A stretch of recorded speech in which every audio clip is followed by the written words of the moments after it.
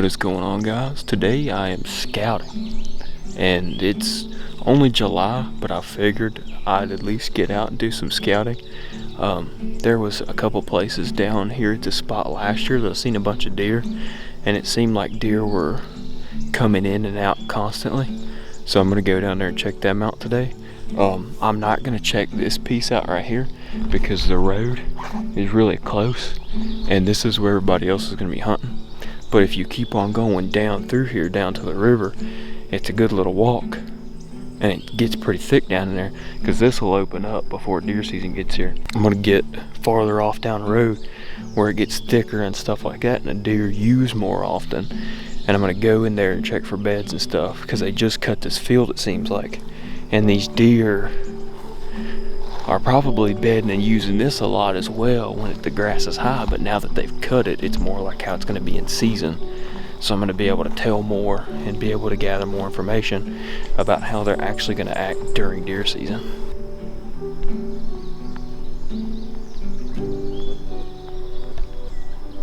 I don't know if you guys can hear that, but there's a million bees right here at the bottom of this oak tree. I mean, there's a bunch. And they're right here at the bottom of this big oak tree. That last year, right here, there was so many acorns it wasn't even funny. And I just thought that was pretty weird. Alright, so I'm gonna tell you, or I'm gonna show you a piece right here. And I want you to identify whether it would be a good or bad spot to hunt.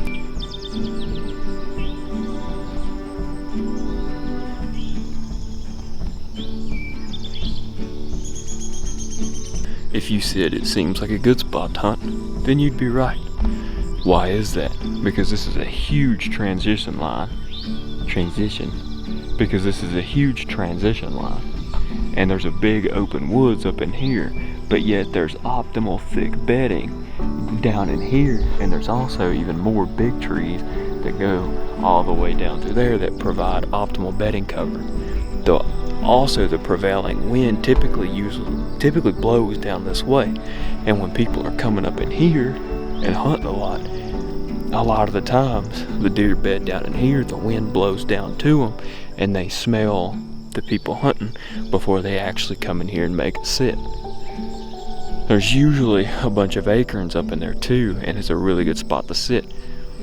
So if you have the wind right, this is a super good spot to sit, because a lot of the times they bed down in here even with the wind blowing back out. But they just look up into it. Anyway, we'll head down and keep moving down to where I want to go, but I just figured I'd point that out and use that as like showing like a tip to show you like, hey, this is what a transition line looks like. And the deer are probably going to use it because there's a fence line that goes up through there, and then there's a big gap where they can cross the fence. And I've shot deer right there before, so let's keep moving. Speak of the devil, I made it just over the ridge from right here where I showed you guys, and we've already bumped into a deer. She's wondering what in the world I'm doing because nobody comes out here in pre-season scouts like this. So just made it down to where this doe was standing, and you can see one path leading up through that way. You can see another path that goes up out that way, and then there's a couple more paths that cut in this way. She went up and over that way, so you can tell that this in here is the bedding cover, backing around these trees and maybe down and on over. As you can see here, a lot of this up through here is really good tall grass with little trees up in it. And down there is some bigger woods. Right there's a deer. I didn't even see her. Just popped out and said hello. Coming right from the trail that I probably want to go up to see exactly where she just come from. It's just down around a corner and up this way. And I'm thinking what the deer were doing last year were bedding over in here somewhere and then making their way across and over, which is another really good spot over on this side, but I'm going to focus on this side today. Now that I've walked over here, you can actually see the deer trails coming in and out of here, which further proves my point of why they would be bedding in there. And right now the wind is actually coming from that woods and going straight down this way. Oh, she's trying to come up here to say hi, I believe.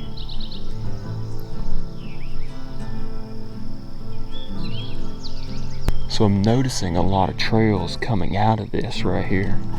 And this is right where this doe was standing at. And you can see them go down into this little bottom right here with all these trees.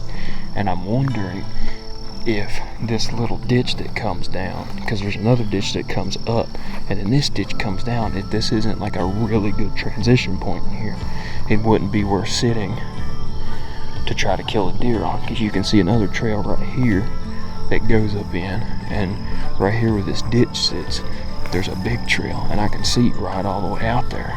If it wouldn't be worth getting in like a tree, like right there, or maybe on up a little bit up in the woods to see if you can't get one. Well, I don't know if you can tell how bad I'm sweating, but I'm sweating pretty bad. But anyway, right here is a major deer path that I seen last year. I don't know if I had any like videos of it, but my dad shot a deer here last year. I used to sit up here behind me up on the ridge where all the acorns was. But as you can see, there's a ridge that comes up behind me. It's pretty flat up there, but then it just drops straight off down here to the river. And every time I seen a deer, it came down through here, but I just never had the confidence in it to come down here and set up along this edge. But from now on, I'll probably find a tree like right in here to where I could shoot down there, because right here is where they was coming through. And with so many does and deer coming through that, it makes a big difference with bedding and how the deer want to travel. Because if you're looking at bucks and how they bed, the wind usually blows from this way down. Well, they can bed right over the side of this little hump, and they can see over and across the river. And as they can look over and across the river, they can see anything coming from that side, but they can smell anything coming from behind them. So it's a really good spot for bucks to bed, and the does are already coming down this way. So what you could do is I could just keep moving that way and go look for maybe some buck beds or something, or I can just wait till season and then slowly inch my way down this little cliff right here. But it's every bit of 90 degrees, I think is what it said, and I am just dripping sweat. I kept hitting the trees, which was pouring water all over me through the little trees. I couldn't get up behind where I wanted to because it was too thick. I'll have to walk up the trail through that tall grass, but I'll wait for a drier day before I go walk through there. But this was really the main spot that I want to hit, so it's just out through here. But I never walked down here to see how like gradual it was. I thought it was steeper than it was, but that's like I can even see a couple paths that go down through there that deer would obviously like to use, and can see across and can smell it that way. So I'm gonna have to mark this right here and definitely come hunt like one of these trees right here on the edge of this, to where I could shoot about 20 yards up behind me and 20 yards down the river, and it could honestly produce a pretty good buck as well.